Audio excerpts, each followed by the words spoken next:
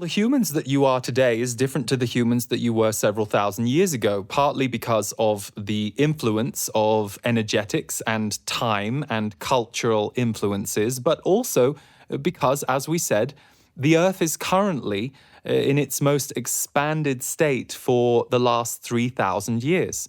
It has come back to a place of high vibration that was last present on this planet 3,000 years ago, but even then, even when those high vibrations were present, the lower levels of the Earth were, in fact, far lower than the low now. So this is why we also hear many of you bemoaning what you see going on Earth. And we like to try and remind you, in fact, many of you are having a far more comfortable experience on Earth than you ever have. We understand that might seem odd to you, for you are so focused on what you are bothered by.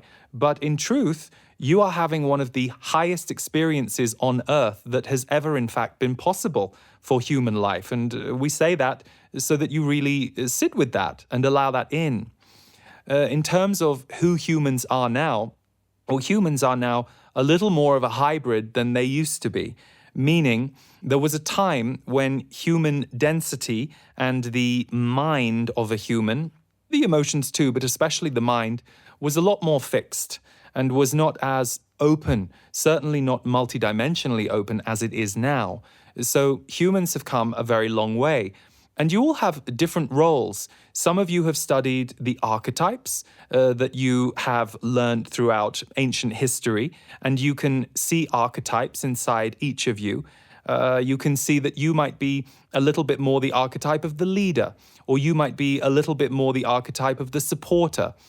But what we want all of you to understand is the time where archetypes were a good guide for humanity, they're still important and they can still be included.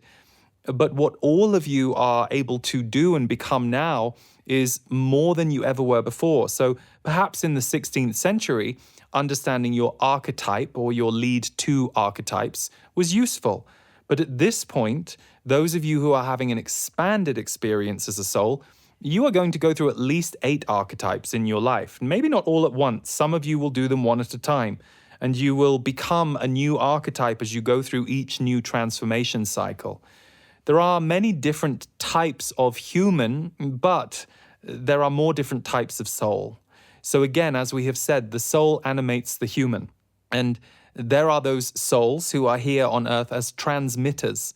They might be a little more elemental, or you might experience them as a little more airy, a little less fixed in their thoughts or their ways or their being, but they transmit energy. These are people whose presence you might be in and you feel the air. When you are in their presence or with them, you feel a strong current of air moving through them. Then there are those who are here to forge. They are very earthbound. They are almost rock-like. They are the kind of being who, you might say, gets things done. But often these are not people who are going out there and getting things done themselves.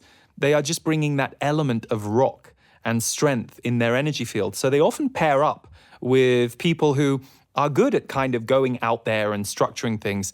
And their rock-like energy and presence has an effect on the one who is trying to create something and helps ground and stabilize it. Then there are those humans who are here for the mystical. So these might be people in your midst who you know privately or publicly as healers, as sages, as those who are here to bridge the spirit world to humanity. Then there are those souls and humans who are here to help the bodies of humans. You often see these people go into healthcare or medical care in some cases. You often see these as naturopathic healers. They are here to work on and with the body of other humans. Then there are those human guardians whose job it is to tend to nature. They either here to repair nature, be a voice for nature, be in union with nature. Then there are those humans who are here to work with the animal kingdom, and so on and so on. And we could keep going. We could give you over 30 examples of this, but here is the point. All of you have at least 4 to 8 of these leanings. It might not mean that you are a, let's say, health worker or healer, but Your fourth or fifth leaning might be in that arena, so you are perhaps fascinated by health. You maybe see this as your hobby. It's not your job, it's not the first 2 or 3 things that you are in the world. Perhaps first you are a parent, then you are a lawyer, and you are helping work on justice, because those who go into law are always interested in the energetics around justice. And some more evolved than others. Some like the fight around justice. Some like the truth around justice. And some like to gameplay with justice. So you see, in every single individual area that we could outline for you that humans are archetypally lined up with, there are many different ways that they could be playing with that archetype. And so when we say to you that you may first be a parent, and second, a lawyer, and then third, you are a lover, a partner. And we don't just mean to your beloved, we mean you are the kind of person who can emanate warmth and intimacy with anyone in ways that surprises some people, for they don't even experience that with their spouse. For they have not necessarily experienced that kind of intimacy in their relationship. So when they meet you, perhaps they're taken aback, or they reject you or push against you. But your fourth leaning is health. And in this life, you decided not to come in as a healer or a health worker, but you are fascinated by health. It is your hobby, it is your passion, and it's what you tell other people about. So you see, all of you have many different archetypes within you, and this is a time in history where all of you will go through and embody at least 8. We have often said that enlightenment looks like 8 areas of mastery as a human being. One area of mastery might be a mastery of peace and diplomacy. One area of mastery might be a mastery of music. One area of mastery might be a mastery of love. And once you have mastered 8 areas, you step into what you would call enlightenment. It is a little like unlocking levels of a game. Once you have that harmonic circle of 8 operational in your energy field, you start to live from a more enlightened space, because you have reclaimed and re-energized more parts of your soul than the human training ever encouraged or allowed you to.